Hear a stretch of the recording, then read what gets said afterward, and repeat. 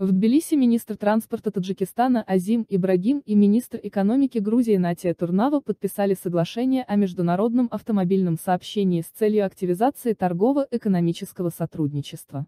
По информации Минэкономики Грузии, новый документ поспособствует дальнейшему развитию автомобильного сообщения между двумя странами. Подобное соглашение подписано между Таджикистаном и Грузией впервые.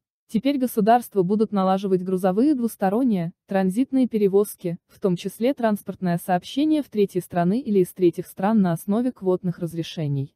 Их точное количество будет согласовываться ежегодно. Уточняется, что соглашение полностью предусматривает регулирование правовых вопросов, связанных со всеми автомобильными перевозками. Отметим, что Таджикистан и Грузия установили дипломатические отношения 4 августа 1994 года. Страны сотрудничают в рамках программы ТРАСЭКА «Новый шелковый путь», направленной на развитие транспортного коридора Европа, Кавказ, Азия.